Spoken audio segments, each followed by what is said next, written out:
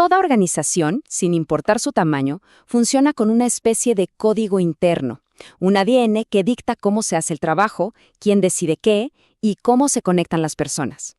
Bueno, ese código es su estructura. Y hoy vamos a decodificar juntos este ADN organizacional para entender de verdad cómo moldea todo lo que pasa adentro. A ver, piénsenlo un momento.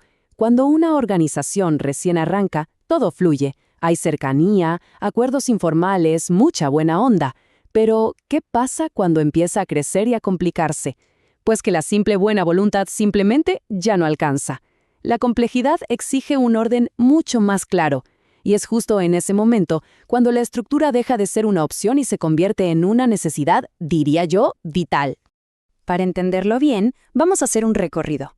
Primero, veremos por qué es necesario pasar del caos al orden. Después, vamos a analizar 5 modelos clave para organizar el trabajo. Luego, nos meteremos de lleno en cómo la estructura impacta a las personas y la comunicación. Y para cerrar, vamos a entender por qué definir esto es una decisión totalmente estratégica. Muy bien, entremos en materia. Lo primero es entender la raíz del problema. O sea, ¿por qué una organización no puede funcionar para siempre con tareas sueltas y buena voluntad? ¿Por qué necesita una estructura? Y aquí es donde aparece un concepto clave, la departamentalización. Y ojo, esto no se trata solo de hacer cajitas en un organigrama. Pensemos en esto como el arte de agrupar las tareas con una lógica clara. ¿Para qué? Para asegurar que el trabajo no se disperse y que cada equipo, cada parte, sume a un objetivo común.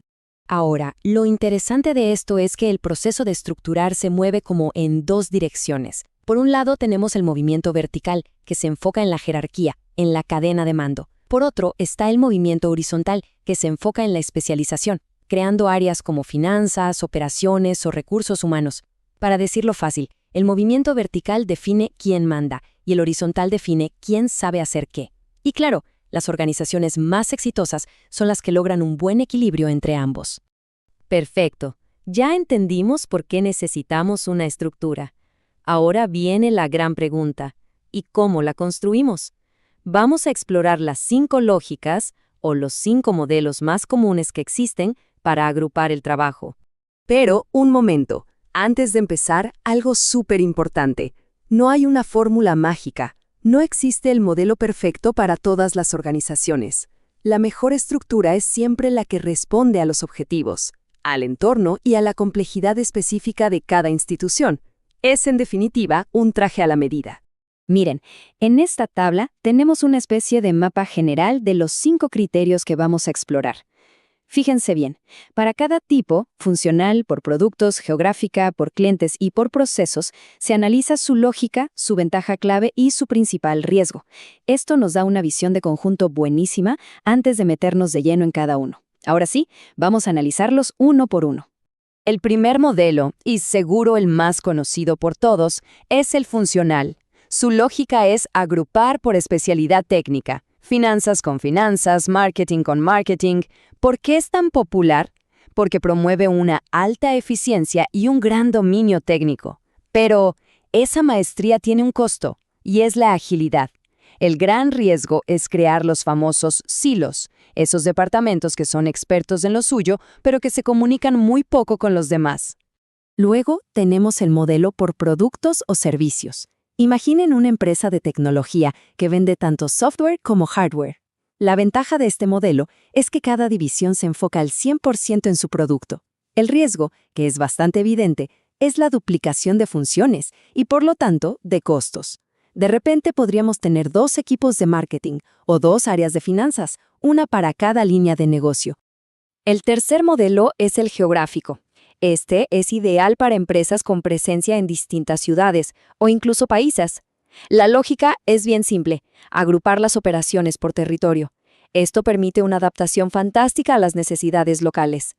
El desafío, por supuesto, es mantener una cultura y una estrategia coherentes en toda la organización y evitar que cada sede se convierta en una especie de reino independiente. El cuarto modelo se organiza por tipo de cliente. Pensemos en un hospital, por ejemplo. Podría tener un área para pacientes ambulatorios y otra completamente distinta para pacientes hospitalizados. La ventaja es que se ofrece un servicio súper especializado y personalizado.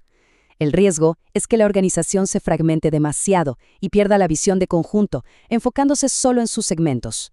Y finalmente, el modelo por procesos. Este agrupa el trabajo según las fases de un flujo, como si fuera una línea de montaje.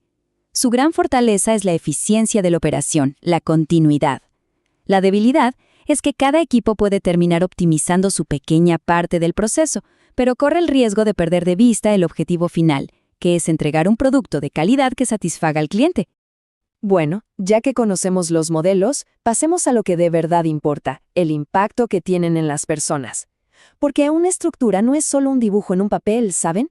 Es el escenario donde ocurre el trabajo humano, con todo lo que eso implica.